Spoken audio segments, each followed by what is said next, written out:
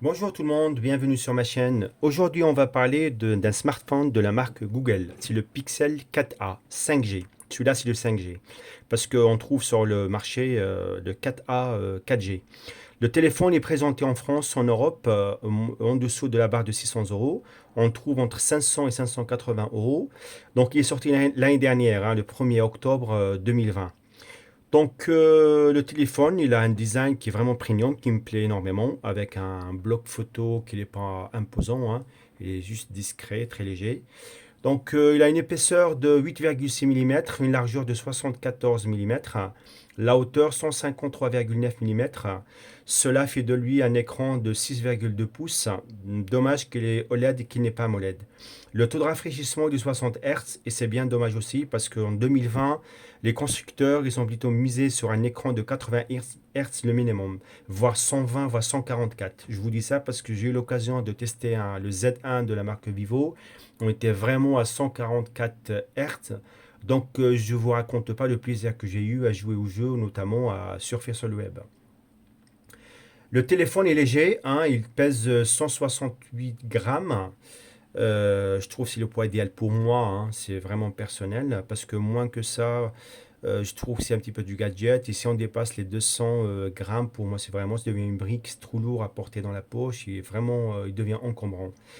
Et pour le déverrouillage de l'écran, donc il y a un déverrouillage de l'écran digital en fait, avec une empreinte digitale, pardon, donc qui est située derrière le téléphone. Ils auraient pu l'intégrer sur l'écran. Sincèrement, ça aurait facilité la tâche à beaucoup d'utilisateurs, notamment les gens voilà, qui ont la main dans la graisse, dans la cuisine tout le temps. Donc voilà, c'est pas facile du tout, du tout. Normalement, un double tap avec une reconnaissance faciale qui n'existe pas non plus sur ce téléphone. Parce que quand vous savez, Google, ils ont fait le choix cette année, c'est voilà, de débarrasser ou de s'en passer de reconnaissance faciale pour vraiment donner plus de largeur à l'écran.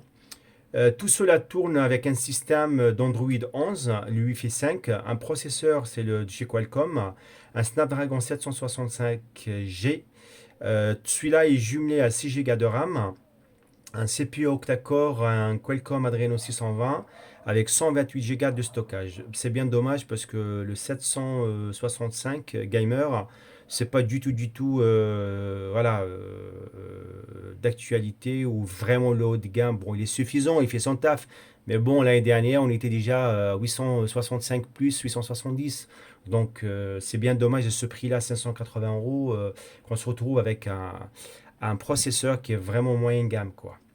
Et celui-là, il tourne sous une batterie de 3885 mAh avec une charge de 18 watts. C'est bien dommage parce que l'année dernière, en 2020, les batteries étaient dans les 4000, 4500 mAh, voire 5000, voire 6000, comme ce qu'il a présenté Xiaomi sur le Poco F3. C'est vraiment ces 6 mAh, c'est vraiment un plaisir. La charge, vous savez, je chargeais le téléphone au bout de 2 jours et demi, 3 jours, quoi. Or qu'avec celui-là, sincèrement, il faut penser à le charger chaque soir, quoi. Et tout dépend de l'utilisation que vous avez. Pour consommer du multimédia, bon, ça peut aller une journée, peut-être une journée et demie. Mais si vous jouez un petit peu au jeu, ou vous regardez beaucoup de vidéos, ou les séries sur Netflix, là, il faut toujours penser de le charger, voilà, en milieu de journée, soit en fin de journée. Le point fort de ce téléphone, c'est vraiment l'appareil photo, hein. C'est l'appareil photo qui est composé de deux capteurs, un de 12,2 mégapixels et l'autre de 16 mégapixels.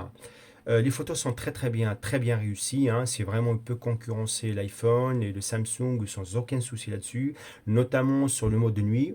Et ce qui me plaît énormément sur ces capteurs photos, en fait, c'est vraiment automatique. Il gère tout ce qu'il faut, les lumières, tous les réglages, c'est automatique, en fait. C'est juste voilà, de prendre la photo, se positionner, et, voilà, lui fait le taf tranquillement. Donc même la vidéo, quand on filme, c'est du 4K 30 fps. Et c'est largement suffisant avec une stabilité qui est vraiment réussie.